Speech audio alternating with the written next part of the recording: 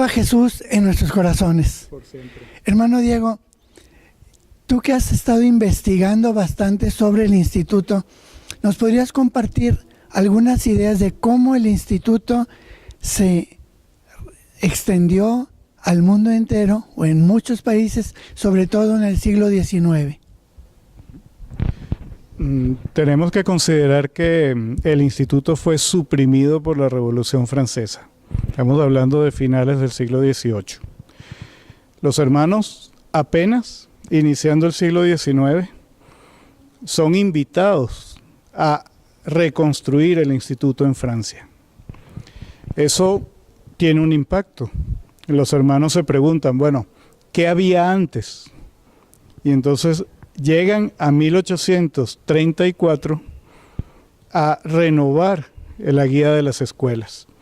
Eso motivó un comité de estudios que trabajó junto al superior general de la época para darle consistencia al trabajo de los hermanos. O sea, vemos que desde inicios del siglo XIX hay un esfuerzo de los hermanos en pensar cómo fue el instituto, qué quería nuestro fundador, qué habían hecho nuestros primeros hermanos y a partir de eso hacer un camino.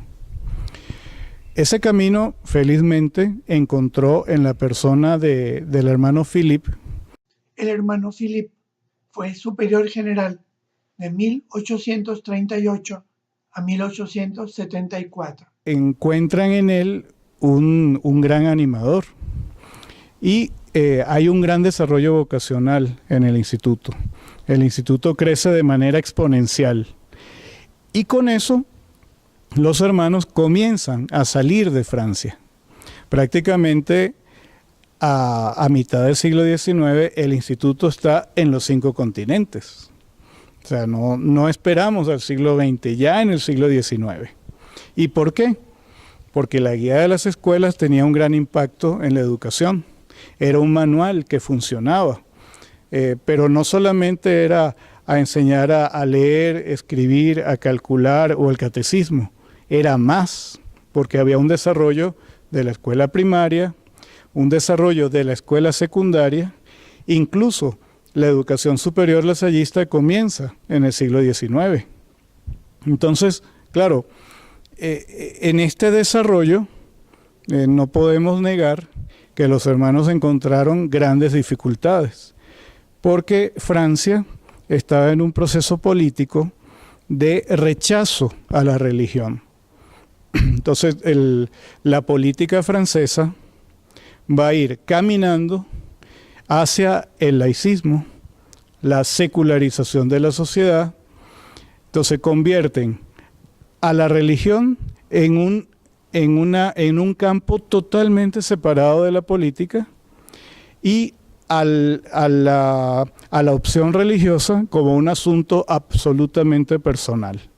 Entonces, de ahí que debido a esos procesos, Francia va camino a la separación de la Iglesia y del Estado y la opción de que la escuela debiera ser gratuita, pública, obligatoria, pero absolutamente laica. Los hermanos son expulsados de la educación pública. Y es en el momento en que comienzan las escuelas privadas de los hermanos. Pero ellos no se quedaron ahí, sino que desarrollaron un pensamiento pedagógico. Y ese pensamiento pedagógico lasallista, con una identidad propia, es lo que nos dejan los hermanos como herencia a finales del siglo XIX. Esos hermanos comenzaron a irradiar. Esta irradiación está presente el día de hoy. Hoy no es nada más nuestro colegio el que existe. Nuestro colegio está unido a cientos de escuelas, a 1 millón de otros alumnos que están en escuela lasallista. Debemos sentirnos orgullosos de ser lasallistas, solidarios a todo este mundo de 93,000 maestros seglares, cantidad de hermanos y todos esos alumnos que mencioné. Les deseo que tengan todos ustedes muy buen día. Dios los bendiga.